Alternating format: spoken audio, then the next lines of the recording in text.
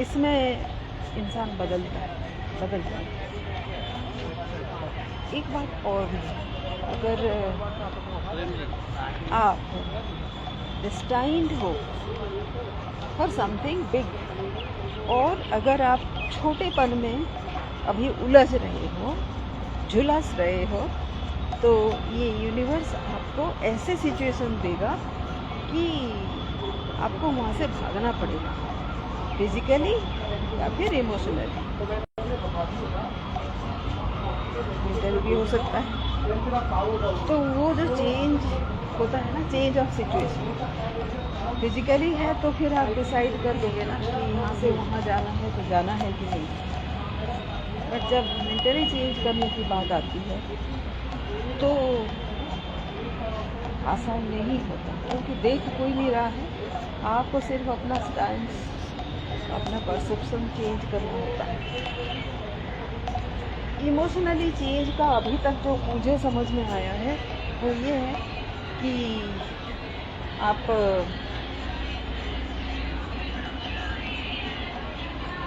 बल्कि में एक्सेप्ट करने लगते हैं कि जो अनईजीनेस है वो ओके है और वो चाहिए है, and how to live with that.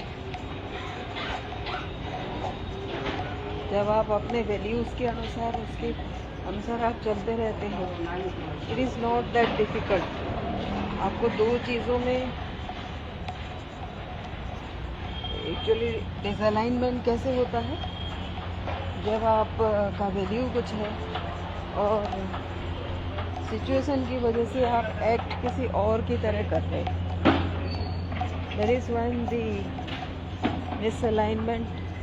डिसअलाइनमेंट illusion होता है, डिल्यूजन होता है। तो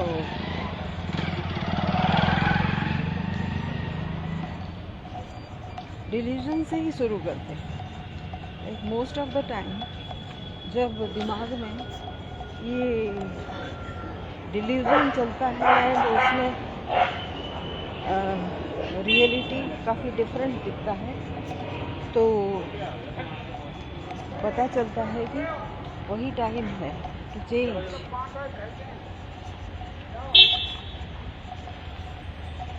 वही टाइम है कि चेंज। और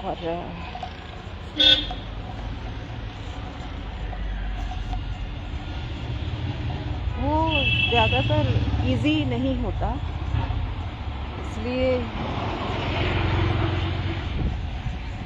हमको थोड़ा सोचने की ज़रूरत है कि वो जो डिल्यूजन से आप अलाइनमेंट की तरफ कैसे बढ़ोगे, कैसे जाओगे। कुछ ना कुछ आप अगर सरेंडर करोगे ना, एक ट्रिक तो मेरा ये भी है कि if you surrender in something, like कुछ भी डिसाइड करो, वहाँ पे आपका कंट्रोल नहीं चल रहा है, तो सरेंडर ऑन दैट कि इसमें जो भी सिचुएशन आएगा दैट इज़ बियॉन्ड मी, तो जो भी सुपर पावर है, हाँ, वो इसका कंट्रोल ले ले। सो वो थोड़ा सा इजी हो जाता है टू एक्सेप्ट एंड अडॉप्ट। ये चेंज में ये है, और हमारा जो स्टेजेस है वो डिल्यूजन टू क्लैरिटी। दूसरा कोई राइमिंग वर्ड मुझे बाद में आएगा, तो वो जो डिस्क्रिप्शन होगा यूट्यूब के, उसमें मैं डाल दूँगी। और आज का ब्लॉग भी देख लेना, इसी टॉपिक पे होगा। हालांकि अभी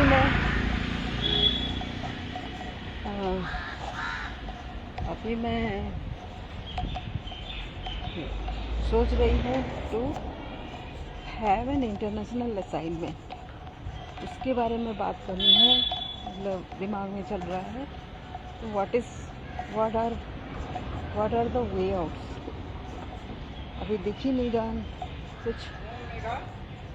The best thing is to send out letters ये मैं कम से कम 3 महीने से बोल रही हूँ खुद को। एंड स्ट्रेंजली मुझे पता ही नहीं चल रहा है कि मेरे जो अभी के स्किल्स हैं उसमें से क्या रिलेवेंट होंगे उनके लिए, जो मैं नेगोशिएशन टेबल पे बोल पाऊँ। अभी तो ऐसे लग रहा है कि मेरे प्रायोरिटी से डिफरेंट है। तो कोई भी सस्टेनेबल सैलरी अगर मिल जाए या फिर कंसल्टेंसी चार्ज मिल जाए तो मैं वो ले लूँगी। बट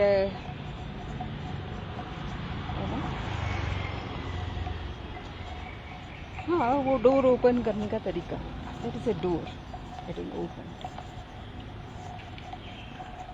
मेरे हिसाब से मुझे एक डोर खोलना सबसे पहले ज़रूरी है, rather than thinking about what the room will be.